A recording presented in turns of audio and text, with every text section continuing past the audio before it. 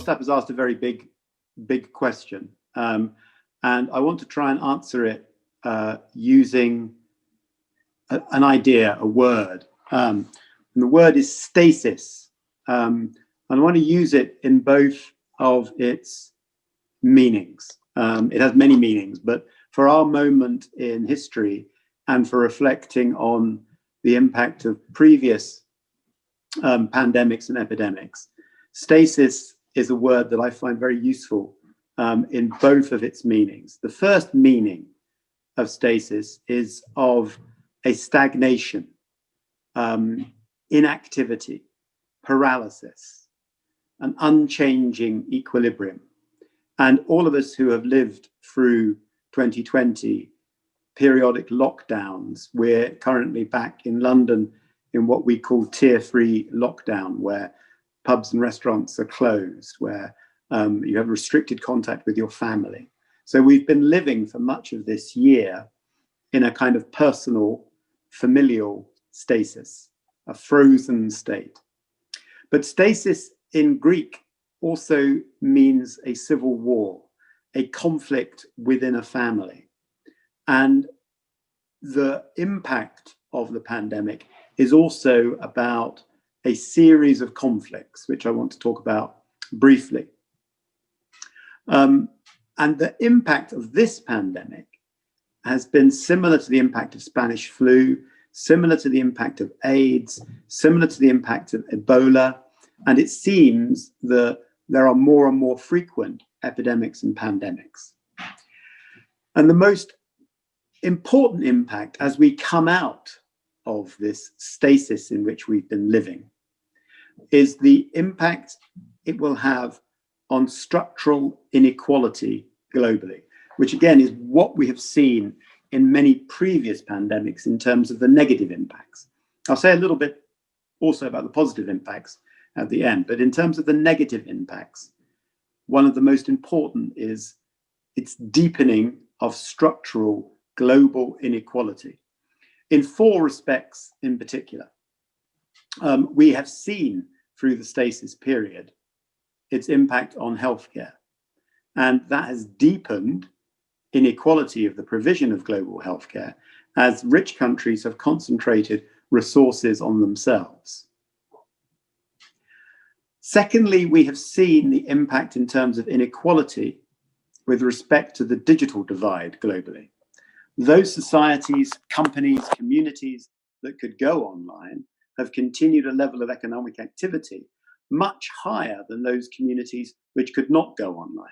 So the existing digital divide has been profoundly deepened by the period of stasis.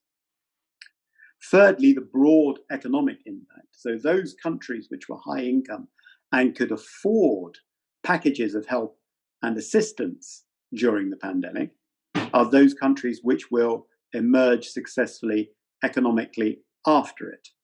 And that is particularly reminiscent of the impact of AIDS globally.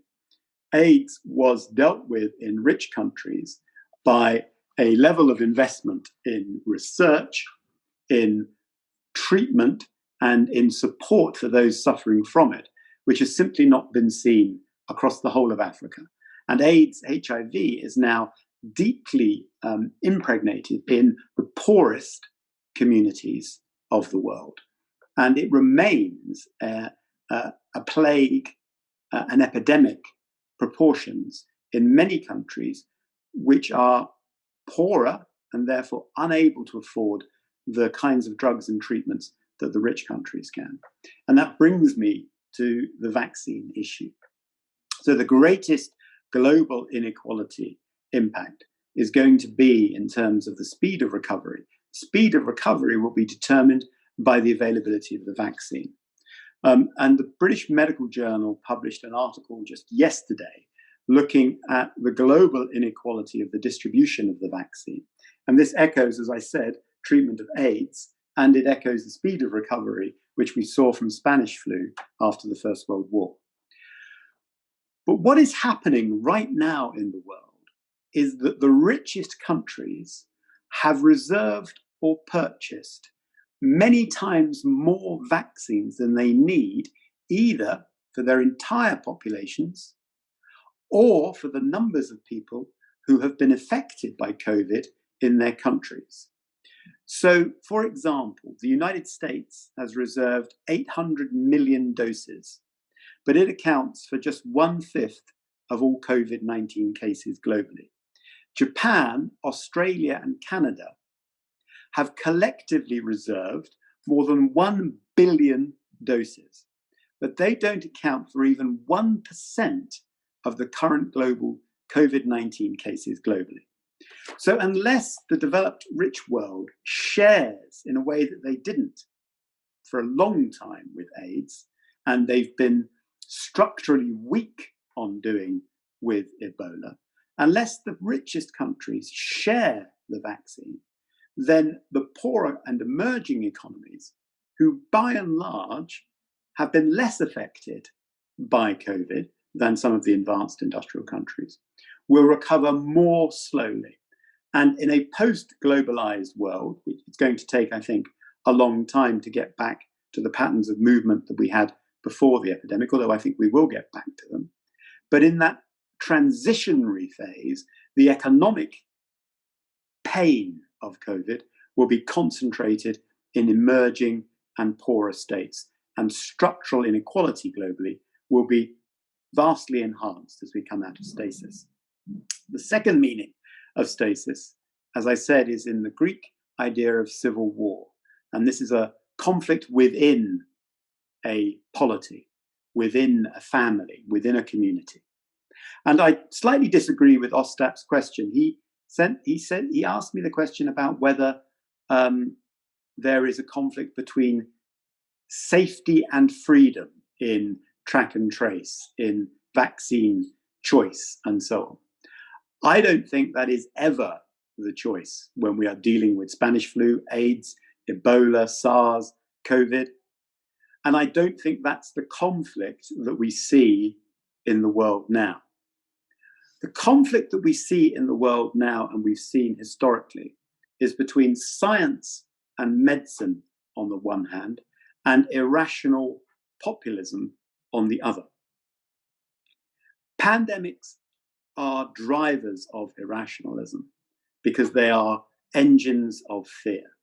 So within the polity of Brazil, of the United States, of the UK, of Russia, of Hungary, and other countries, there has been a stasis, a civil conflict between, on the one hand, science and medicine, on the other, irrationalism and populism.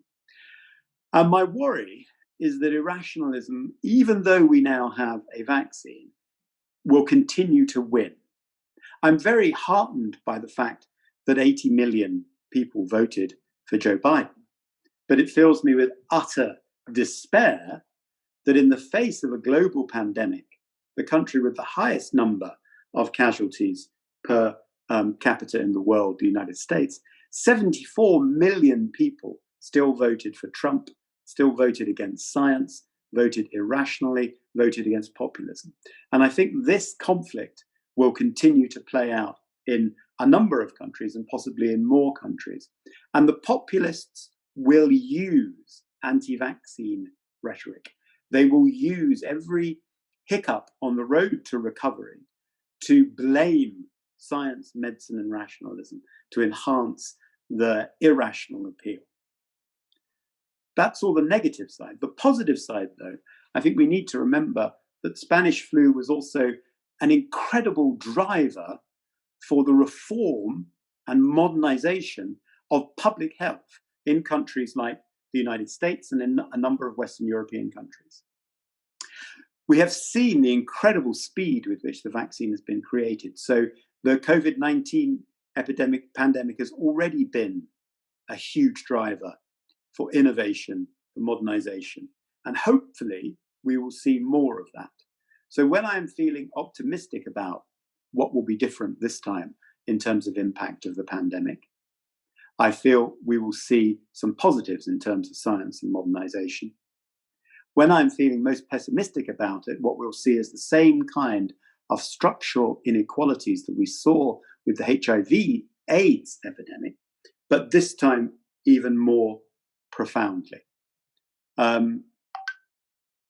So I think that's where I stand overall, Ostap. Both some positives, but overwhelmingly, I think we see the same kinds of negative impacts repeating themselves, and particularly in terms of structural inequality.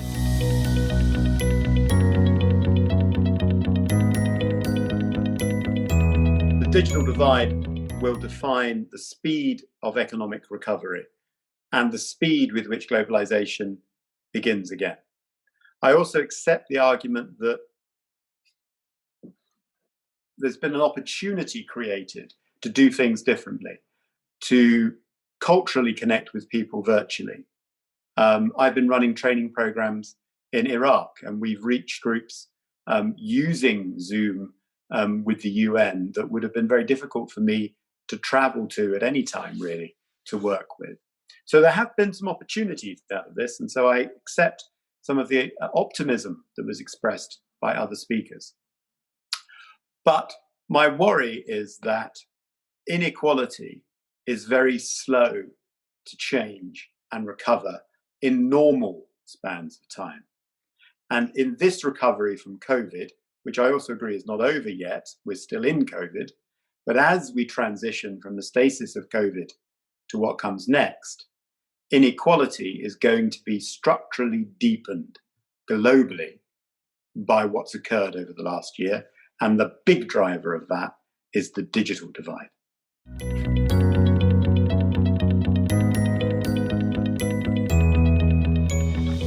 Let me take it at a micro level first and use UK examples.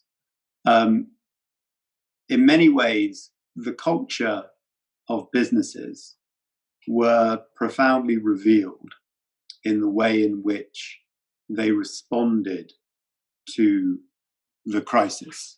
So companies, all companies, big companies in the UK, talk a language of inclusion, equality, caring for their people, that they now talk a corporate social responsibility language.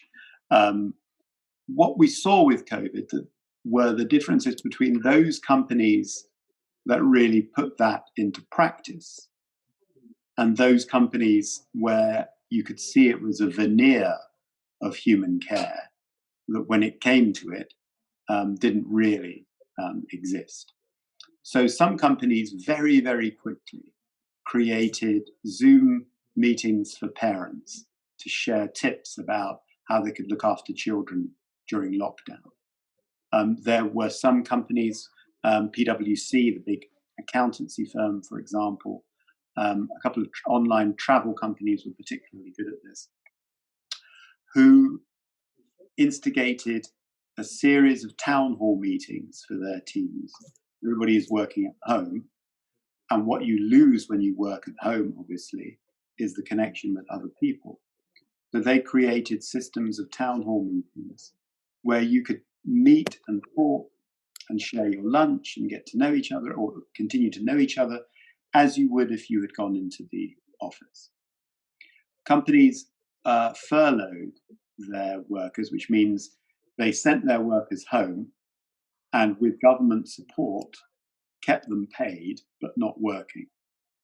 But other companies, in the beginning in particular, insisted on workers continuing to come in, or they fired people immediately in order to save the amount they would have had to contribute.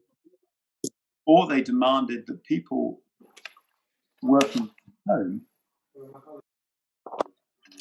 with children still had to work and be in some sense accountable for being online, irrespective of the fact that they had their children at home. So it was a very revealing moment. And of course, in the UK, this is in the context of Brexit and the imminent economic collapse as we leave the largest single market in the world. So companies were already going through huge structural. At a micro level, therefore, I think the real nature of many companies has been revealed this year. At a macro level, at a larger level, we have seen a structural change in the UK. And I don't think we will return after COVID to the full occupancy of offices. I live in central London near Westminster, and many offices are being let go. So many companies will open an office again, but they have saved considerable amounts of money in rent and overhead. So you won't return to the exact same kind of city centre as you had before. And that had huge implications for supply companies. But it's been unknown as to what the economy of cities will be like. And globally, as I said a little bit in my opening remarks, the West worked hard to encourage emerging economies and poorer nations to embrace globalization. The IMF has imposed huge reform programs to open economies to world markets based on levels of civil aviation and cargo traffic, based on a globalized economy, based on a global tourism industry, based on the movement of raw materials between countries and the finishing off of goods between countries. That structure has been pushed backwards by several decades. I think it will recover, but it's going to take time. And the question is whether emerging and poorer countries will recover quickly enough to get back to the kind of economic level of activity they had before. And Father is right. At the heart of that are human beings. And in poorer countries or emerging economies, they have been devastated by the impact, for example, on air traffic. The Kenyan economy is collapsing because tourism is completely dead. The Mauritius economy, which relies almost exclusively on tourism, has had its worst year ever. And it's going to take decades for that economy to recover. So we're not, I think, in a new medievalism, but we have, I think globalization has been set back several decades, and it will be the leading Western countries who will recover quickest. Some of the Asian and emerging economies will also recover, but others that were already behind will be left even further behind. And that calls for a big reform, I think, in the operating principles of organizations like the World Bank and the IMF, which are based on the presumption of ever greater globalization.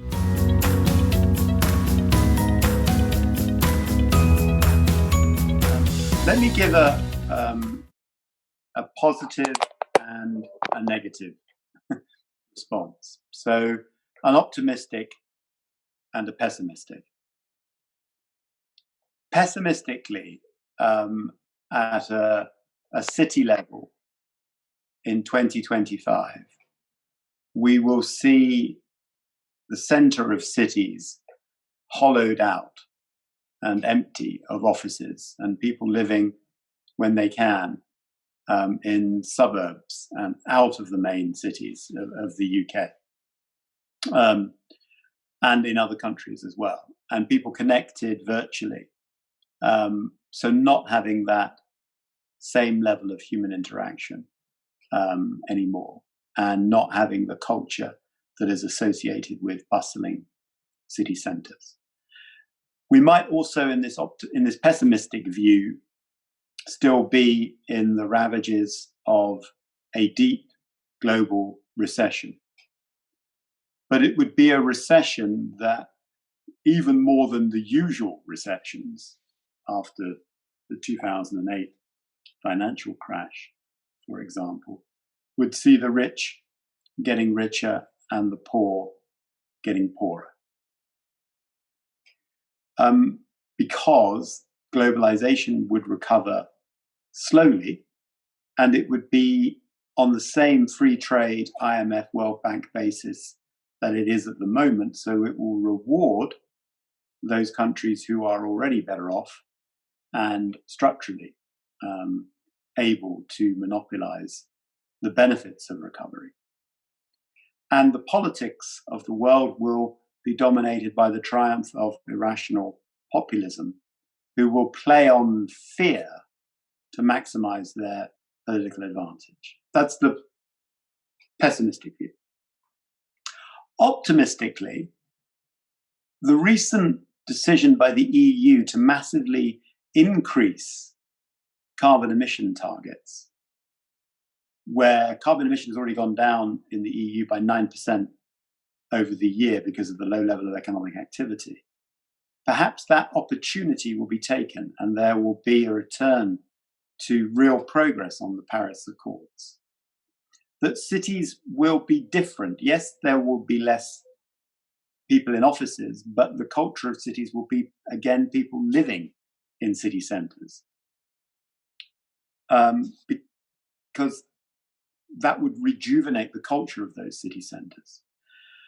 People's behaviour will change, that some of the positives, the increase in hand washing, the use of masks, will actually reduce the transfer of other diseases.